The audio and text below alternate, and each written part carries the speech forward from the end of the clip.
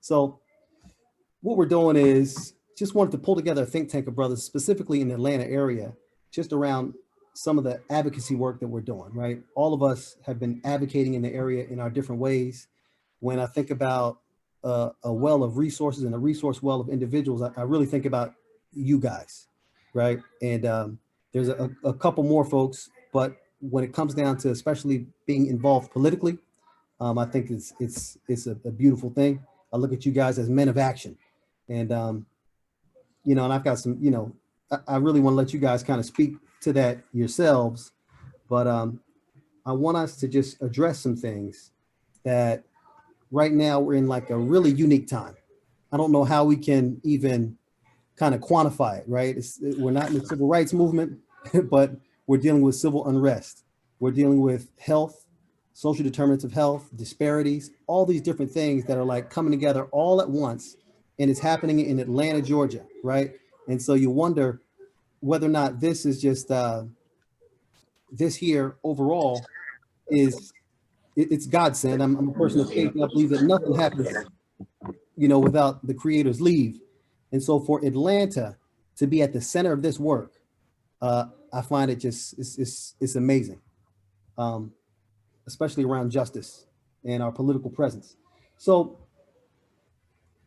just to introduce myself to the brothers who I haven't had an opportunity to meet, Frank and Robert, Shadid Abdul Salam. I am a native of New Jersey, but I've been in Atlanta for over about 25 years.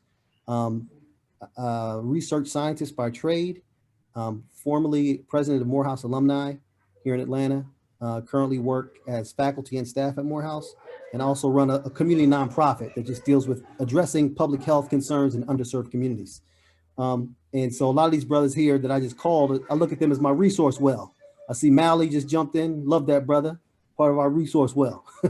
And we all do this work, and it's exciting to engage with you all. So first and foremost, I want to let you guys, if you can introduce yourself, and in introducing yourself, I also want you to let me know what you are currently doing, what you're passionate about, right? Especially in terms of right now, presently in the city. And then secondarily, so introduce yourself, what you're passionate about, especially around whether it's political and engagement, but then also how can we help? That's what I want to also know, because a lot of times we're stretched in multiple organizations. I want to see, introduce yourself, what you're passionate about and what you're working on presently and how we can help. I want to start off with my brother, Mike Page, if you don't mind. You guys can just work your way down, Well, what's the first question on Mike Page? Yes, sir. Yes, sir. Especially, and I want you, Mike, when I have you, I wrote some things down. Mike is an entrepreneur, community leader. I look at him like a modern day action man. He's not talk. He's action. He lives in the community. So I want you to just like address like just real talk. This is just us, because we don't get these opportunities. Okay, cool. So, straight from the hip, Mike Page, what I currently do. I worked with the Fulton County Sheriff's Office for 7 years. I retired about 2 years ago. And I'm also, what I mainly do is real estate investing. I have 2 properties here in Atlanta, 3 in St. Louis, 6 in Mobile, Alabama, and I also have 1 in Dubai. And my main thing is, trying to figure out how to grasp our communities and get control of our communities through real estate purchases before gentrification occurs, and making sure we reinstitute ourselves within our communities. I think that's a big thing, because a lot of what happens is once we make it, and I'm not mad at people who have opportunities to get out of this situation, but we almost forget our communities and we forget the ones that we leave behind. And I personally live in the quote unquote hood, but it's in transition. So, and that's really my focus, man. I guess Shadi gave me a big introduction, but I don't know if I see myself as that way, man. I'm just a guy. I'm just go to work every day, and I try to do my real estate, and but what I want to do, my vision is to create a program to reach back where those people who don't have father figures and, you know, young people who don't have father figures, so we could kind of get a group of men, something like this, so we could step in and not sure exactly how to form some sort of nonprofit and be able to reach back and reach some of the youth that I see every day who are stuck in these situations, and they don't have opportunities. You know, so that's I don't know if I answered everything, but that's just in a nutshell. If anything else you want me to address. I appreciate that, Mike. And one thing that we can go back into, because, you know, you've been buying properties in the Bluff and those areas for years, right? Yeah. And so when you're talking about real estate, policy is critical, because right now we have a lot of homes in the community of Atlanta that are being taken, right? So they're talking about setting up policy and setting up laws in place so that our communities don't get pushed out, right? Like, you grew up in the Midwest. I grew up in New Jersey. I also live in Chicago. And what we see in those cities is that, you know, the inner city was actually taken over, gentrified, and the southern suburbs become more dangerous than the cities, right? So these are policies that are put in place. And so just, it's so important that we have engagement. And that's why I look at you as an action man, because you guys, you know, I see you, you know, you went and grabbed up as much as possible. And it is critical for us to be able to do those things in order to kind of impart change in policy, you know, and let them know, like, we can't just lose our communities and be put in areas that are not valuable. So, no. I agree. Hey, Mike, I'm gonna let you, you choose the next guy. We're gonna popcorn it. You choose the next guy in the box. I don't see the. Let me see the name. Oh, Mahdi, is he back yet? He's still getting dressed. Yeah, no, I'm good, man. Look, you appreciate Okay, yeah, there we go. Hey, look, appreciate when y'all brothers let a brother get himself together, man. But nah, so yo, this is so Mahdi Holly. I'm down in Henry County, man. Muwali here, man. That's good.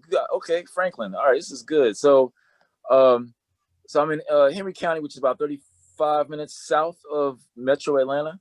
And I'm, you know, as the title shows, I'm a state representative. I flipped the Republican seat out here, and I just got elected into my second term.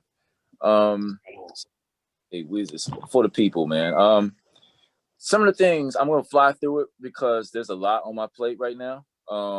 But kind of the main focuses for me, being in the legislature, is really just to kind of open that up for all of us. You know, once you get inside and you see that budget, you see you can't unsee it. It's everything from 1865, just put in a very grand technological spectrum. So I want to see tax credits for essential workers. It's really a Essential Workers Protection Act, but really just to give them tax credits, because Georgia will never raise the minimum wage. Unfortunately, it's been a 27-year low. I want to see definitely for a more of a push for controlled environment agriculture. As you know, communities of color hard to sustain themselves if they're spending all of their wealth and trying to acquire foods, and a lot of their foods as well as just natural resources by going outside of their neighborhoods. We have one thing we always have are a multitude of warehouses, but they need to be refitted for aquaponics growing, and also focus really on job skills certification. As you know, our country we're shifting back. We're getting a lot of our manufacturing jobs back since we're no longer a part of the Trans-Pacific Partnership. And so there's a lot of focus on some of our young folks being able to graduate and actually get a job that can earn them six figures in like 3 or 4 years, which is crazy. You know, they don't have to take on all this debt that we've had to take on. And so that's pretty much the main focus. When I get back in session, I will be introducing Georgia Africa Legislative Caucus to focus on the fostering the business ties, not so much the cultural aspect. I think, you know, that's nice, but let's get down with the money. And with Georgia, we have the world's busiest airport. We have the fourth busiest port for Savannah, soon to be number 2. And with that type of business, we need to be able to get into that trade, in the years ahead. So main focus there is really just making sure that working people be able to have real access. And that's why I'm doing a tremendous focus on transparency of the system and certainly voter rights. But, you know, beyond voter rights, let's take a look at how much of the slice of the pie comes back home. That's it. So L, you're gonna have to choose someone else, but you made me think of something that Andy Young said. He said that politics is being at the table when they're splitting up the money, you know? Yeah. And a lot of times we're not at the table, and it's good to be able to have you at the table as a state rep. I'm glad you flipped that Republican seat, but it's important for us to have individuals kind of in their respective space, but definitely appreciate that. So choose the next brother. Yeah, no doubt. I got to go with, I'm just seeing him, Javin. Javin, you up, buddy. Let's do it. Yes, sir. Yes, sir. What's up, brothers, man? Javin Foreman, live here in Atlanta. What I'm working on right now, man, I just became a project manager for a 5-year grant, $5 million through an organization, Fathers Incorporated, where we'll be teaching over 900 fathers, improving their fatherhood skills, relationship management. And a lot of this will be done virtual through a platform that we're building out. You know, we'll have Zoom internal, be able to take attendance, you know, have replays on it.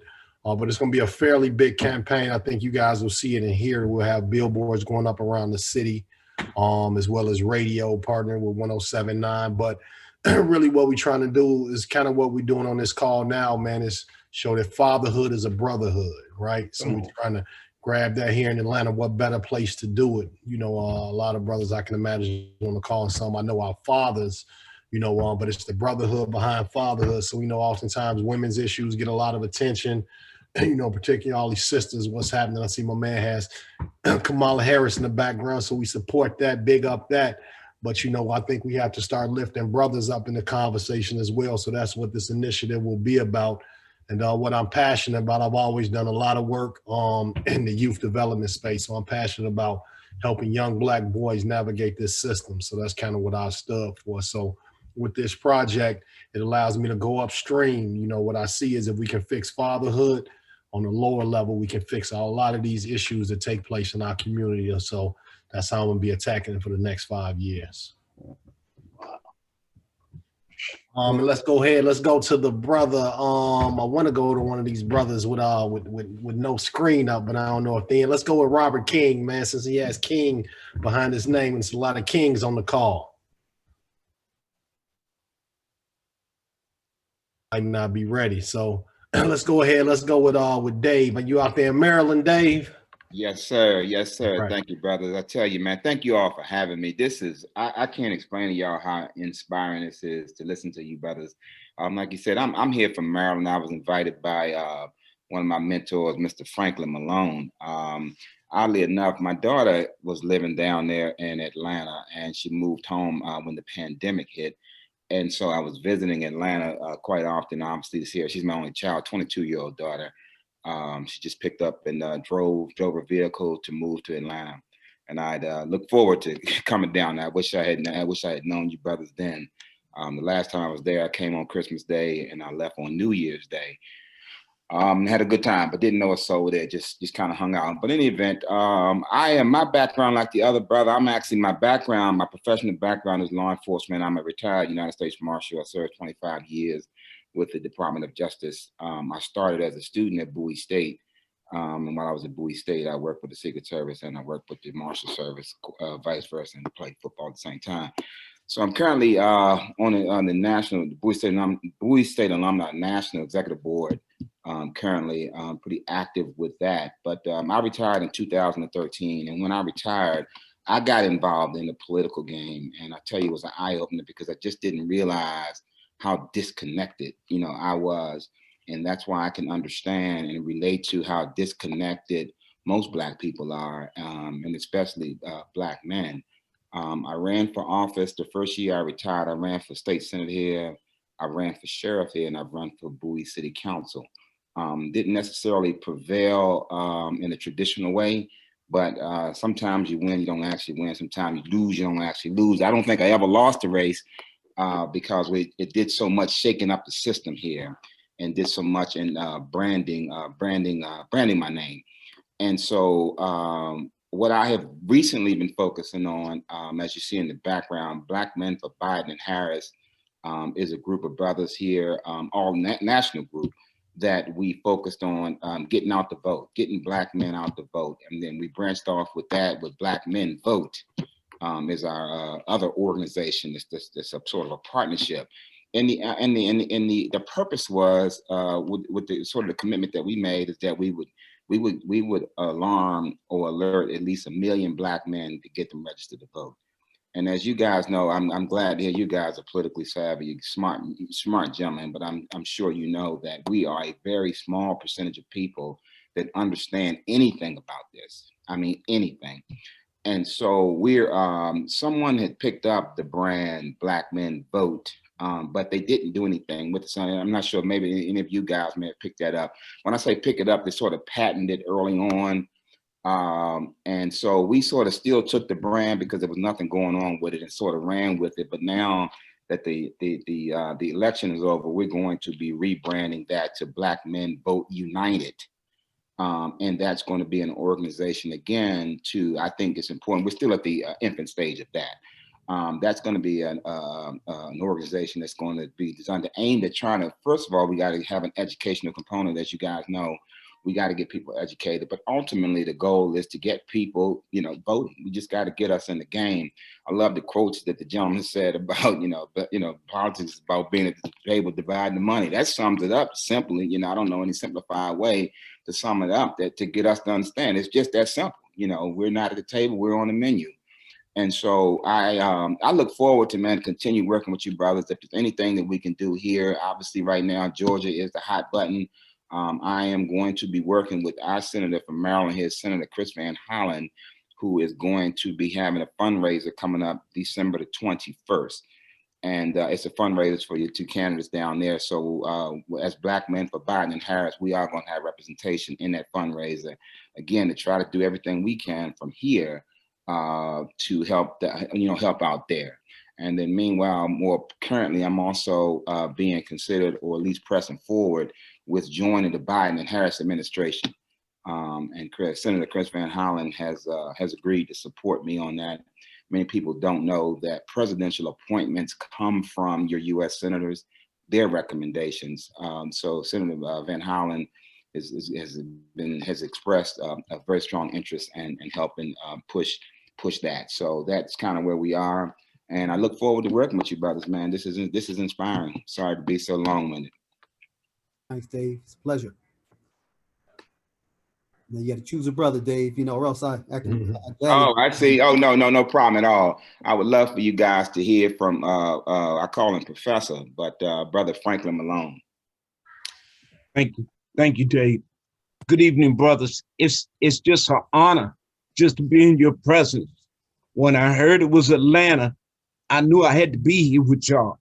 One of my best friends, I don't know if y'all ever knew Duke Morgan. He was a Q that recently passed, lived around the corner from the great boxer down there, Vander Holyfield. I've been down there many times. I love Atlanta. Let me just say this. I'm a member, I'm the national co-chair of the Black Men for Biden, one of the co-founders of Black Men Vote, Our Vote, Our Voice. Dave is our ambassador. He's been on Facebook so deep and so hard, they kicked him off. He had 5,000 followers. By trade, I'm a certified master fatherhood trainer. I'm the founder of the 100 Fathers Incorporated. Jevin, are you connected with Kenneth Braswell down there? Yeah, that's who I work for. Okay, that's one of my guys. Yeah. So fatherhood is the peace. I just wrote an article that'll be on the AP wires. The name of the article is The Significance of the Black Men's Vote Nationally. While the women baked the cake, we brought the icing on the cake because Black men came out in unprecedented numbers, 85%. Then it had nothing to do with Ice Cube. Then it had nothing to do with Kanye. That had something to do with the people like you who moved this agenda forward. Now we got to be at the table. I'm the founder of My Brother's Keeper. I gave that to Obama. I have a new one coming for Biden called My Father's House. We need to talk, okay?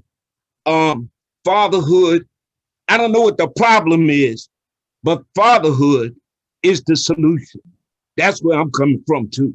So we train in the schools here, and we have a group called Cure the Streets for all the murders, but they don't have the soft skills, like fatherhood skills that transform a life of a young man. So we're talking not mentoring, but transformation. So whatever you got, it's got to be able to transform a life, not just mentor. In order to do that, says in my Bible, study, show thyself approved. So I'm not going to sit up here and preach to y'all. Y'all some very accomplished men, representatives. I tip my hat to you. I also am the founder of the DC Commission for Fathers, Men, and Boys. There's also one in Prince George's County. That was laid out to be a blueprint for the rest of the nation. Why y'all don't have one in Atlanta? We need to talk. You know what I'm saying? But it's different ways that we can make this fatherhood thing go. And I want to get my article to you all right away, because it talks about the women, they do their thing, but Black men have to put our flag on the front of the ship, not the back of the ship. So we are the rudder. We make it go in the right direction. So I'm gonna cut it now, but I'm just excited. I wanna know about the vote for the Senate, what we can do to help. And we have a lot, we're in, oh, there goes Marcus.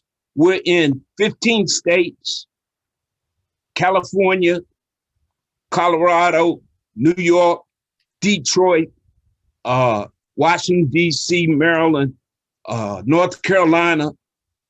Now it's going to be Atlanta. But listen, now it's going to be Georgia. But we want to work with y'all. We want to collaborate. I'm also a member of the Made Men.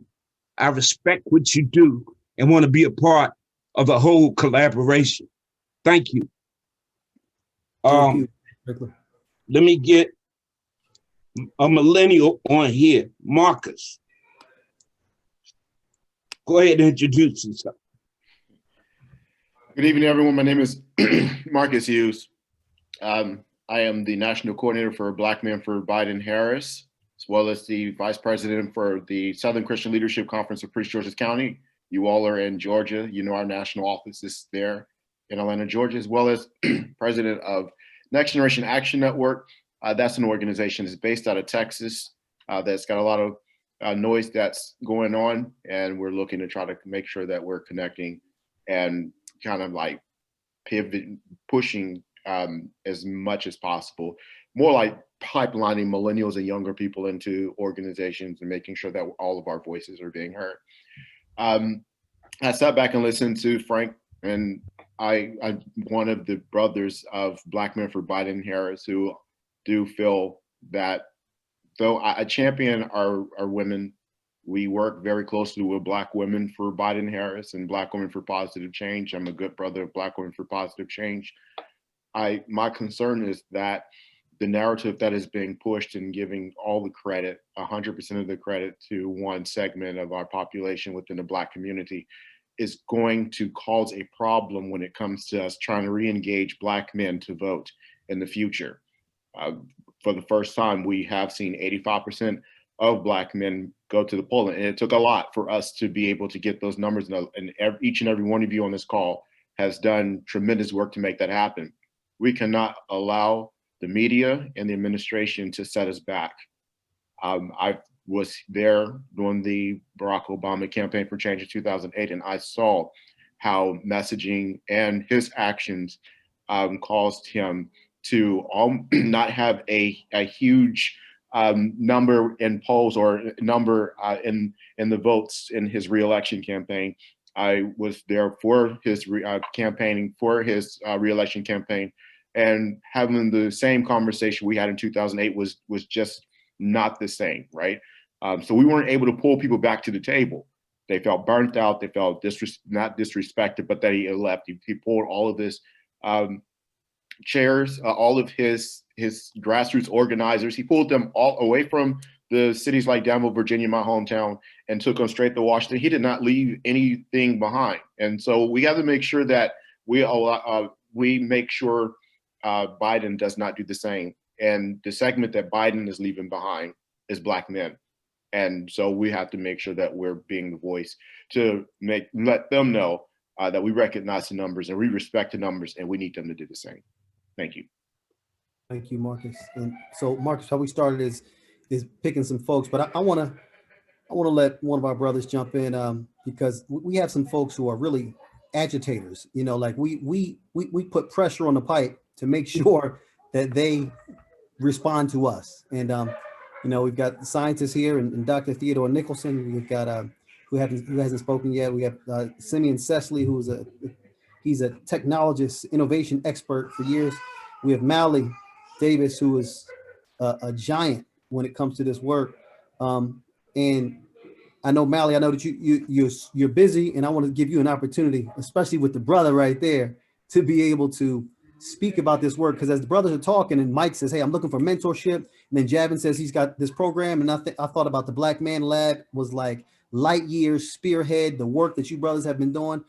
We've been in the trenches together silently, and so I want to hear from you all, if you don't mind. Man, thank you, bro. Greetings, brothers. Good to see everybody. I'm Muwali Davis.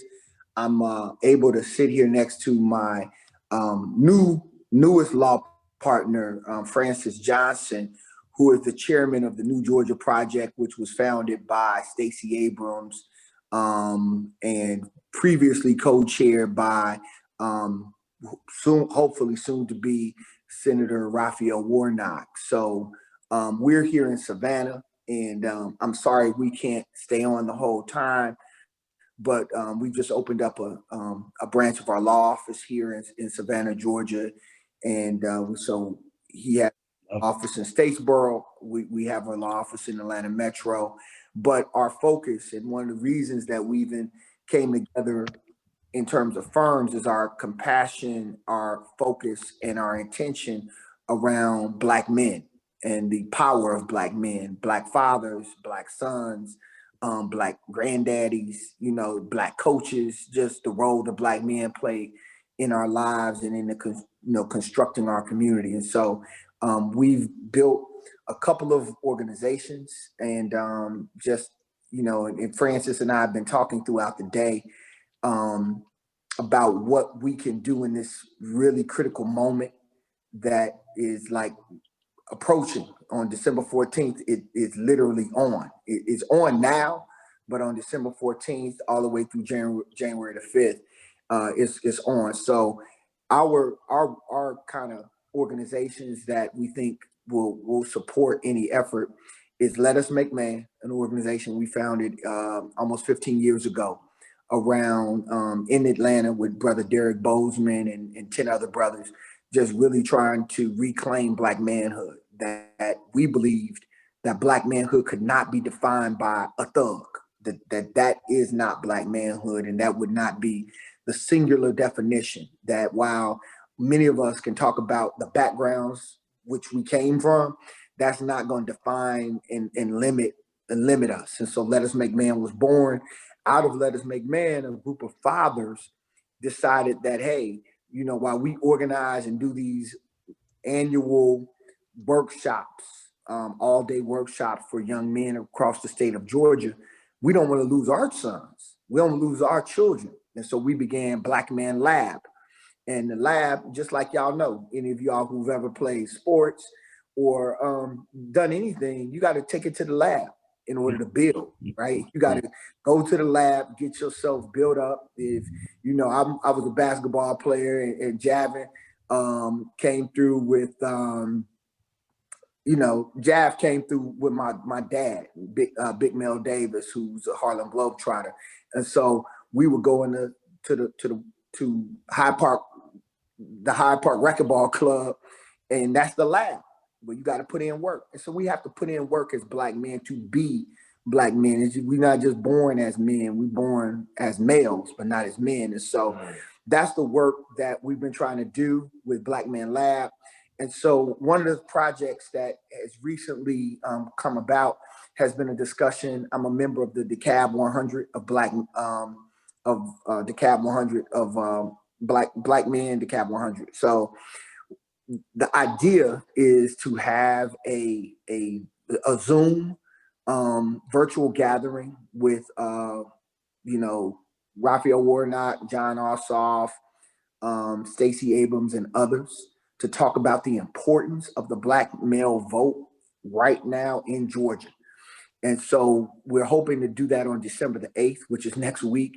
I think Reverend, you know, he's also a Reverend Francis Johnson is trying to help us bring that together. So we love to pull all of this energy.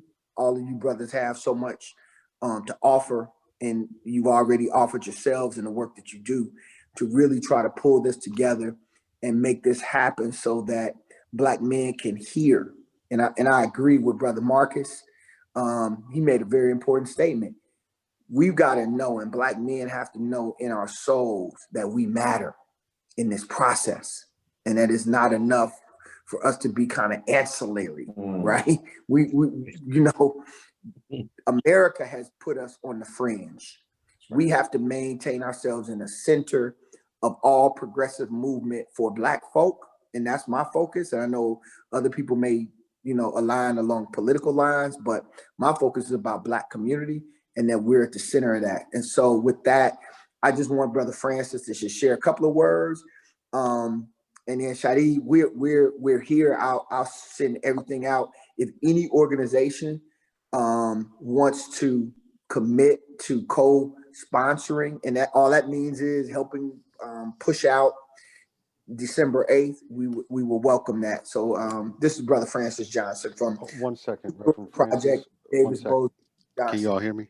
Reverend Francis? Yeah. Before, can I say one thing? It'll be 30 seconds. I don't know if he will ever say this, but Attorney Davis is the real deal. I am his neighbor. He's not only doing all that stuff on a national sense, he is that brother. I have literally been in line at the airport, and we chopped it up and held up the entire line, both of us about to go back to Chicago. I've literally, and tell me if I'm lying, over the winter before COVID hit, we have been in a YMCA. My two little bad boys were coming out of Decatur YMCA swimming. He grabbed one of them and said, "Where's your daddy?" And then invited me to something that he had going on in Adamsville. He says, "I'm your neighbor. If your daddy's never around, you look for me. I don't want any little Black boys running around this YMCA and I don't know them." So, brother, I see you as a neighbor as well as I see you on those big stages. And then also, big credit over to Dr. Bozeman's son, your partner for many years. So, brother, you're consistent. Awesome. I appreciate that. And I did fail to mention that my law partner is Robert Bozeman. His dad was the chair of the math department in Morehouse for many years. First Black man to get a PhD from Vanderbilt University. Mom was the chairman of the Spelman math department. Got her PhD from Emory. So, you know, Javarro Edwards is my dude. Shadi, you know, my nephews, my godsons will be playing at Morehouse. So, so any Morehouse connection, I'm locked in. I went to the Naval Academy, but Morehouse, Howard, fam, those are my HBCUs. So thank you, bro. I appreciate that. And go ahead, bro, Francis. You know, it's a done deal. Appreciate you, though. Brother Francis, I'm glad you're here, too. This is a blessing. It's like a bonus right here. And just to let you know, Mali, like, I sent the message off just to my brothers. I said, look, this is not anything that's contrived. This is not something that we're out here, you know, we're publicizing or anything else. I just said, let me holler at my brothers. And I love it how there's connectivity between us. Brother Francis, No doubt. we've been waiting for you. It's been ordained, brother. Well, I appreciate the welcome to this gathering spot, the building of community, and that community being centered in the hopes and the dreams and the lives of Black men and the boys that we're raising to take their place as men. And so any work that I can collaborate with Muwali or Rob is good work. So thank you all for the welcome to the conversation. On behalf of the New Georgia Project, which has really been centered on building Black power, the part of that narrative has been the role of the Black female vote in this election process. And there's been a lot said about the Black male vote and the increase, quite frankly, of Republicans and those whose interests don't always seem aligned with ours in terms of the strength of the Black male vote. But I want to make sure you understand, and I know that we do on this circle, that that's a concerted effort to drive division between the Black family, the Black male and female, and it's hard to build power when the narrative is focused on dividing power. So I'm all for, and we'll lean in and do all we can from the New Jersey Project to arrange platform where Raphael Warnock, whose ministry really centers at America's Freedom Church, which is about building Black dignity in the face of white supremacy as resistance through the church in its origin, and continues that work now. So, and John Ossoff, who is vying for a place in the Senate, primarily on the backs of Black voters. They have something to say. They should have something to say, and an agenda that is centered in Black men. And so we're looking forward to giving them a platform to say that. So we have to keep this conversation alive. We can't expect anybody's gonna bring this conversation to being other than ourselves. So thank you for calling it. For those who are listening, you don't need any big announcement to do that. Call it in your barbershop, call it around the dinner table, call it over Zoom, call it anywhere you can have like-minded brothers and those who may be inclined to be like-minded if we had conversations like this more often to the table to talk. So I'm glad to listen to the conversation. Thank you all for including me.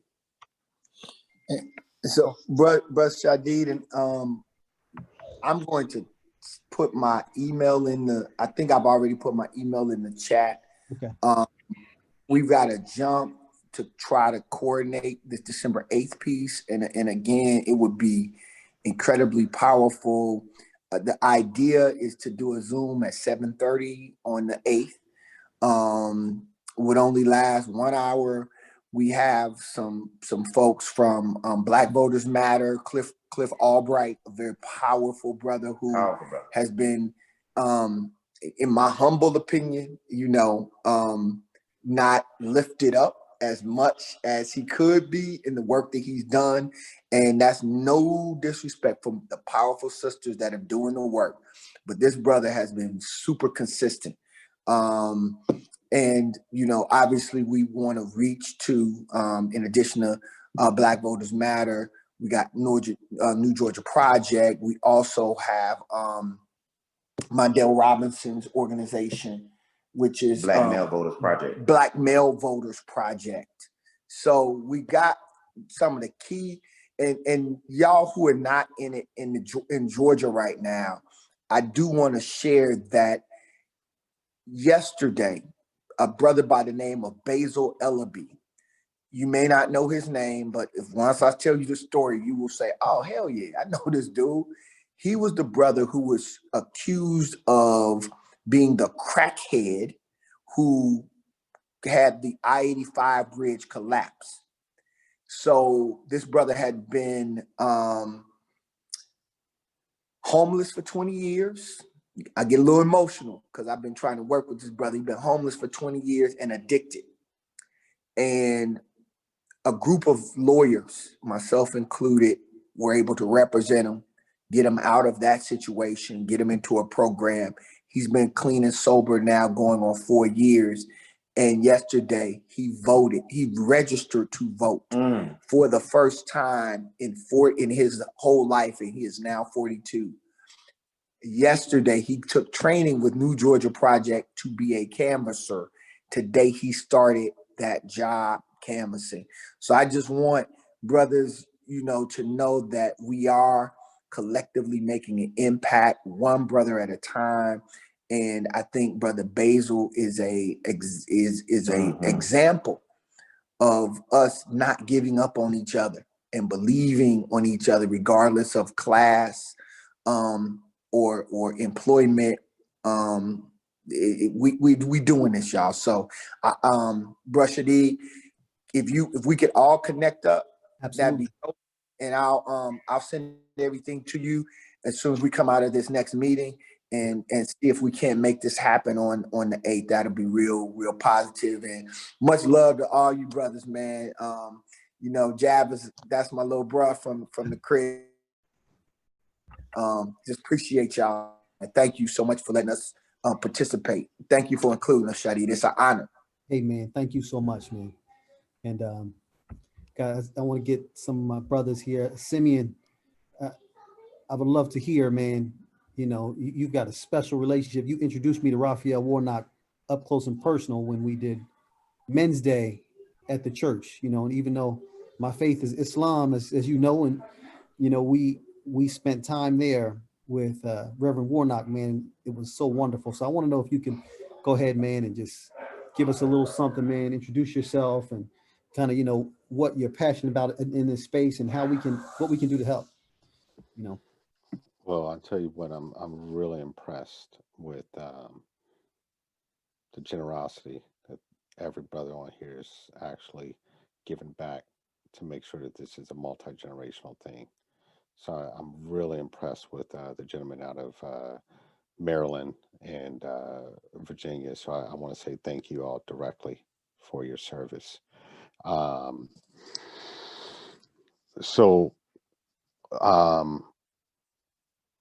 do I put this? I'm Black first. I chose my faith as an adult.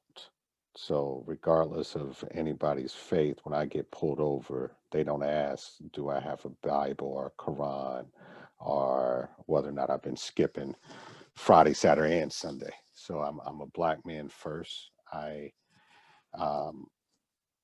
respect that. I'm unapologetic about that, and I love us.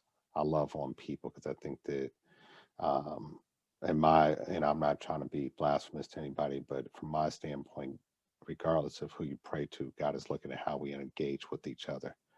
Okay, and the thing that's common is there was an account, and I'll talk about what I do in a moment here. There was an account and the conviction that Moses had at that point where he finally woke up. We use the word woke now, and finally realized who he was, that although he had the privilege of being in the actual palace, if you will, or the temples and everything else like that, he saw the unjust behavior that was happening by those to his people, and he decided to take it on to his own hands. Maybe how he handled it was right or was wrong. That's neither here or there, but he woke up and finally realized that it was time for his people. And the reason I bring that up is because he did not do it alone. He was so conditioned to being on side and inside the master's house that he needed somebody with that edge. So he had to go and get his real biological brother, Aaron, to talk for him. And he had to get his real feisty sister, Miriam, to literally go out and kick butt for him. And so, brothers, I thank you all for being the tribe. It's actually the Aaron, the mouthpieces that are speaking to Biden, speaking to others. And I've been privileged out of all that to simply say that I speak to Raphael Warnock as my friend.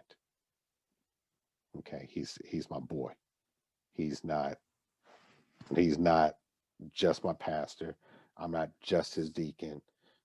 His first class. I wasn't just the first person that he married when he got here. I'm not just the person that knew, some other things. He's my friend. Period. Now, with friends, you disagree on different things. One thing I don't disagree with is that man's heart and that man's intention for every brother that's on this phone call. And so I am unapologetically supporting him and everything that he does, everything that he stands for, because one thing that, you know, and I love somebody brought up they play ball. One thing that I can say, whether you play ball, wrestle, did whatever, tug of war, for all I care. If you get your butt whooped, you get your butt whooped. You don't go back and say, well, let's go 2 out of 3. If you want to go 2 out of 3, you probably go get your butt whooped on the court again. You know, then you don't go, let's go 3 out of 5. So enough with this recount stuff, because, and enough of everything else. We're going to get the numbers out and we're going to support him. And if they want to go 2 out of 3, then guess what? We'll go and get some more brothers to vote. And we'll do it again. I'm cool with that. We were raised like that. You know, pass me the rock again. We go keep going and keep drilling it down the hole. And so that's just my mentality on a lot of things. And so where Shadid was leading to professionally, I've been fortunate to have that mentality inside of large corporations and inside of large health systems to say, specifically on a health side, and Representative Holly knows this, to say, excuse me, you are supposed to be the safety net hospital and a trauma hospital of our community, and you're not sitting up here actually having anybody from the community create programs with you? And you're so smart because you're the doctor or you're the administrator? And so what we actually do is make sure that there's a voice at the table, and Representative Holly helped us to come up with it, which is to do some things, which now we're doing in Brooklyn, New York. We're doing a little bit here in Atlanta, to start establishing something called the Center for Health Justice. So with that being said, brothers, I hope y'all understand that there's some morals behind it, but it's that fighting morals that I believe as a Black man. So thank you for having me here. I'm in awe of each and every one of you. Thank you, Sim. Appreciate that tremendously. I've got Dr. Theo Nicholson. He's a special breed. This brother is a pretty awesome scientist. And then we have Brother Shareef, who also came on the line. Theodore, Oh, Shadid, I'm sorry. Oh, one thing, Shadid, if you don't mind. Sure. And yeah, I appreciate that, Sim. Just want to say that while I'm on this call, just refer to me as L. I'm good with that. You know, let the title be if you're out there. You know, I know you meant it out of respect, because you always a respectful brother. I mean, I love you, Sim. You're my dude, man. So I appreciate it. But yeah, just put it as just L on the call. I'm good with everybody. We all the same in this. And also too, just, I know we talk a lot about Raphael Warnock and John Ossoff, but Georgia, we know also on the ballot, we got literally, we talking about Black men, we got to include Black men. Daniel Blackman, who is going to be the very first time Georgia ever has a Black person as a public service commissioner. So he will be on that ballot too. That's all. Awesome. Thank you. Theo, are you available? Or are we? I am available. I'm working to put my son to sleep, but I would love, and I also have a meeting coming up here at 8, but I would love to share what I'm doing and also thank everyone for their contributions, and what I've heard so far is really exciting stuff. So I'm doing work right now with the National Society of Black Engineers. That's actually my next meeting for our Healthcare Innovation Special Interest Group. So when we're talking about healthcare and how to close these disparities that we see in our community specifically and in critical areas, we've identified several targets for 2021. But in looking at the healthcare disparities across Black men, looking at the homeless population, and also looking at Black women and infant health through labor and delivery, and trying to create programs that actually do the work of closing those gaps and empower the people that are doing the work to have a larger reach for their programs. So that is the work that I'm doing with Nesby Heisig. I'm also a business owner here in Georgia. I own a medical device consulting company, and I work as a director of engineering for a small diagnostic company here in Decatur.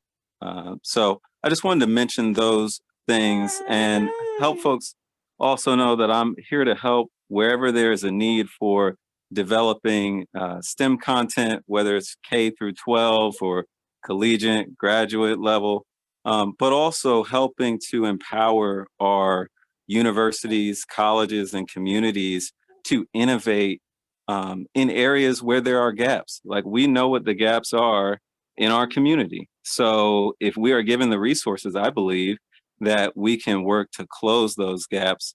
And my job, I see, is to provide those resources, but also create sustainable innovation landscapes and ecosystems where an individual can enter that ecosystem with an idea and exit with something that helps their community. So that's my 2 cents on this call. I'm very engaged politically as well as an individual, but my main focus is empowering members of our community, especially young people, to innovate and create solutions to the problems that we all see. So, and I'll leave it there. Thank you all for inviting me, Shadid. Always a pleasure. I'll put my email in the chat, but I do have to jump off for this 8 o'clock call where we're trying to solve some of these problems as well. Absolutely. Thank you, Theo. And you know, you look at you, man, as a friend, and I look forward to us doing some more innovation and some strong work collectively.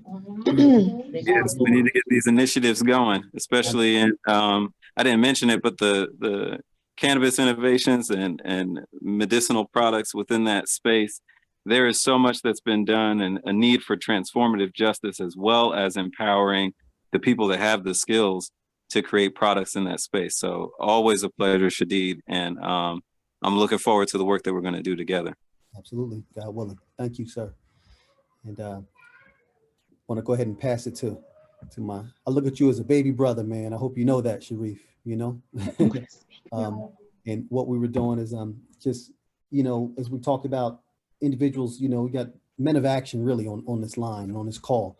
And just letting brothers introduce themselves, kind of how we engage with the community. And, you know, from a political standpoint, one thing that you do is you work economics, which is a major political piece and presence. So if you can just introduce yourself and also, you know, tell us kind of where your passion lies now and also where we can kind of help and engage. But it's on you, my brother. Yes, sir. Yes, sir. Shadid, I appreciate the invite.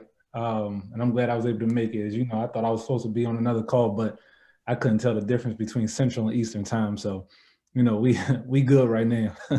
So, but anyway, you know, thank you all for the invite. My name is Shareef Abdul Malik. I'm the owner of WeBuyBlack.com and the movement We Buy Black. We Buy Black is the largest online marketplace for Black-owned businesses. It's a site that you can go to and find hundreds of thousands of products being produced and offered from the Black community, whether that's, you know, you looking to purchase, you know, the basic daily staple products like toothbrushes, laundry detergent, trash bags, toilet tissue. These products are produced in the Black community, and we have that on our site for you to purchase and to help circulate our dollar. As many of you all know, Black businesses is the second largest hiring agent in the Black community outside of the government. And with that, Black businesses are also leaders within the Black community. We may not view it that way, but that's what Black businesses are. During COVID-19, when the whole world was frantic at the beginning stages, it was Black businesses that went out and was able to get this, you know, get the test kits, get the PPE kits, the face masks, the gloves, was able to disseminate these products to the community. It was Black businesses that was offering food. It was Black businesses that were going to get groceries like Shadid and being able to hand that out to hundreds of families, if not thousands of families, millions of pounds of food. And it's Black businesses that hire, you know, majority of our community, the Black community. So with COVID-19, it was said that over 40% of Black businesses shut down without the expectation of reopening, which means that a lot of our people lost their jobs and was put in very difficult situations. And a lot of the funding that came from the government was not landed in the hands of our businesses to take advantage of that, to be able to sustain themselves. So the mission of We Buy Black is to truly empower us by reclaiming everything that we need, everything that we want, to have that to be produced solely by us. If there's anything that we could think of, we should be the ones producing it, or be the brand that's delivering it to our community. So on one stage, it doesn't matter if we're having that product made in Europe, in China, in Africa, or on Mars. It doesn't matter. That we should be the brand, number one, that's offering it to our community. But then number two, once we accomplish that, we should have a great interest in securing and manufacturing these products for ourselves. And this is a stage that we've now entered into. So it was our group that offered the first Black-owned toothbrush company, Black-owned batteries, Black-owned trash bag, bandages, laundry detergent, toilet tissue, paper towels, on and on and on. And we're constantly producing a new product. We brought 60 new products to the market this year with the expectation of producing a total of 100 by the end of the first quarter of next year. And we're working on some initiatives to help allow for our communities. Many of you all probably heard of equity crowdfunding, but we're working on some initiatives to help our community be able to be vested and invested in some of these initiatives. So what am I saying? I'm saying that I'm blessed to be here, blessed to be invited here to let you all know that there is work on the economic front being done, at least from the standpoint that I'm coming from. And just to show how we all connected, Muwali mentioned the brother Basil, who was homeless for 20 years. And, we understand that situation, as he mentioned. He was one of those ones that worked for our company over the summer for a few months to sort of sustain. So it was a pleasure working with him. And I tip my hat big time to Muwali for being patient enough to work with brothers in our community that have been put in difficult situations. And then also me and Shadeed, we worked together. I worked with his brother, etc. And a few of you all, I worked with some of you all friends and cousins and sisters and aunts, sell on our site. We help promote their business. We help give them that exposure. And many of them we help, even become millionaires. But what is all of that if we're not together on a collective front to be able to utilize those funds to make a difference for our community? Business is just a means to an end, but we have not, in my opinion, identified that end or that purpose. So a lot of our community members are still operating and looking at the means as the goal, business as the goal, generational wealth as the goal, when in fact is not the goal. It's just a means to help us get to the goal. So I appreciate being on this call. I'm going to enter my email and I'm on the chat, just like our brother Theodore, and I jump off. But thank you, Shadeed, and thank you everybody for having me on. Appreciate you, Shareef, so much. And this stuff is it's also relevant, just the way that it's all connecting, brothers. And I had I didn't even put any questions together. I put one question together, but to me it was like a redundant question. I'm like, asking you brothers that question when we already know what it is, right? And first of all, Atlanta is very centric when it comes down to the nation. I never thought it would be like that. I look at you brothers from DC, Baltimore, Chicago, Central Ohio, Cincinnati, Ohio, Maryland, all over, right? In Georgia as well. And I think about how we're at a point. I need to talk and get off of this call. Absolutely. So I'm going to go ahead and I'm going to let Kai. I want Kai to say something. Kai's mission, I met her with Made Man, is really promoting what we're talking about. So Kai, you got a couple things you'd like to say before we jump off? Because I know that we are right at our point. Yeah, I hope you didn't hear me. We sure did. We all did. So sorry. Now we didn't hear you well though, but go ahead. I'm sorry. All good. Make Hi, it plain, everyone. Kai. Make it plain to us. I definitely chose the wrong time to unmute. Sorry. I just needed to say hello because I have to get off the call. I want to thank everyone so much for coming on this call. Shadeed is our chairperson for Atlanta, and we have think tanks in every major city. And we did this called 100-day call to action, and we will be posing a white paper to the Biden campaign on Black male engagement. So we thank you all. I'm sure you guys will have, I think, 2 or 3 more meetings, Shareef. Yeah, over the next couple of weeks, we're going to do some stuff around economics and then also health, which Awesome. I think is critical, especially during this time. And you know, I look at this as a conversation with friends, with a couple new friends that we met today from the Maryland area, which we greatly appreciate. And you know, I respect you all's time. You know, we're just right at an hour. I think that we should go ahead and respect that and kind of move forward. If I can do just a little bit of say a little something before we close. Can I please interrupt you before you do that for 1 sec? Sure. We have a meeting with Dr. Fauci, Black men and Dr. Fauci about the vaccine, December the 8th. I want to shoot that to you in case y'all, if it's not at the same time, need to be under that conversation with Dr. Reed Tuckson and the top doctors. I want to share that with y'all. I'm out. Okay, I greatly appreciate that. And especially, I was a research scientist at CDC and specifically worked on MERS, which was Mideast Respiratory Syndrome, which is a form of SARS, right?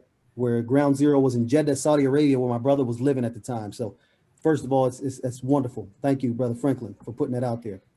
Shareef, just real quickly, guys, can everyone please send me your photo and title, because we're doing a press release. Press is covering all of this, and all these calls are recorded, and we'll be using them for educational and PR purposes as well. So if you can look in the chat and just send me your email me or text me your photo and formal title, that would be greatly appreciated. And again, sorry for hearing me, and appreciate y'all. Okay, appreciate you. So as we close, brothers, I just want to thank the Creator for allowing us to come together and to continue to guide us and bless us in the process and in our work and in our action. We have sermons, we have khutbahs, we have all these, we have lectures. We just pray that the Creator guides us in action, faith in action, faith in works, faith in deeds. So greatly appreciate you all. And I pray that we all have success in our work presently and down the road. Thank you all so much. And I'll make sure I'll follow back up with you if you all need Kai's information. Can I say one thing? Oh, yes, sir. We were calling for you, Brother King. Yeah, I know it. I'm on my phone because I'm really excited about this. And I serve under the leadership of my Chairman Malone in DC, and I'm in DC. And just want to give you an update. In addition to the Senate race, Washington, 700,000 residents of the District of Columbia is on that ballot in Georgia, along with the Vice President-elect Harris. As several months ago, we had a partisan vote in the House for the first time in over 20 years to suit of the 51st state. So our social, economic, political destiny is tied up into Georgia. And right now, on the advice of the National Party, we're not trying to go down there and stomp and get in people's face. What we're doing now, under the leadership of Chairman Wilson, who chairs the Democratic Party in DC, we're raising money, and we got a huge phone banking going that's been going on for over a month. Just phone banking out of DC down into Georgia. Some folks decided we're going around the National Party while still going down to Georgia and being a part of that canvas. So I want folks to know that this is so important to DC, because if we flip the Senate, of course, we get 2 Democrats in the House. It's my understanding from our shadow Senator Paul Strauss, he's got some commitments from some folks not to even filibuster if we get that far. So our chances to be like Dr. King, free at last, free at last. Thank God Almighty, Washington D.C. free at last if we can flip the state in Georgia. Secondly, I just wanted to let folks know I do seniors. Of the 700,000 folks in the District of Columbia, 17% are seniors. I had a huge victory with the Board of Elections in terms of going into 21st century voting for our seniors. My position is that the only public transportation for seniors going into the 21st century after they get mail-in ballots is to push the elevator, come downstairs and drop their ballots in containers. Also, I had Board of Election this year to do, even under the pandemic, to have voters registration that took place outside of senior apartment buildings. So I'm representing about 15,000 people who are in public and private senior housing in DC. There's another 2,200 in nursing homes, another 1,800 in group homes, and I'm sorry, assisted living, and another 300 or 400 in group homes. So I represent Fort Lincoln, the largest population of seniors living anywhere in the city. So I've had the honor to represent seniors since Walter Washington, and I worked for all the mayors in the District of Columbia. Did have the privilege of introducing Biden when he was the vice president, when he came to Fort Lincoln at the opening of Costco. So my lane is seniors doing voters registration. Prior to that, doing absentee ballots, so I won't have to worry about curbside voting. This is for the blind, this is for the functionally illiterate, wheelchairs, canes, and walkers. So I'm very excited about being able to turn the Board of Election upside down and actually take the campaign to the senior buildings. And 4 years from now, we hope to have that 100%, where seniors will not have to leave the apartment buildings, or perhaps even in their homes with the mail-in ballots. So I'm very excited about our chairman and Grogan and all the brothers who are from DC being able to discuss this with Georgia, because as I said before, my prayers, we are on the ballot. And Kamala Harris is there because if we flip the Senate, of course, she is a tiebreaker. So there's DC down there, and there's Kamala on the ballot side of his brother. So anything we can do, and I'm important to you as we move into the 14th, in which, you know, the election will be certified by the Electoral College, and also be certified by the Congress on January the 6th, which is the day after the runoff. So there's a lot of things coming. The good old boys and the women are coming to DC on January the 12th to spit out that poison. So we on the move. So I just want to love y'all brothers and love working with the chairman and Grogan, and the sum total of the part is going to equal the whole. I just thank you for this opportunity. Thank you, Brother King. Thank you for leading and wrapping this up for us.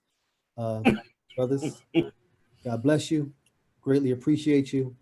And look forward to assembling. We're going to do a little something, like I said, on economics and health, and that will be our think tank. We'll gather in the white paper, and then we'll go ahead and request some things that we want, you know, politically. Thank you all so much. Thank you. Yeah, no, thanks. This Thank is you, good. gentlemen. Thank you, brother. Peace and blessing to y'all. Brother L.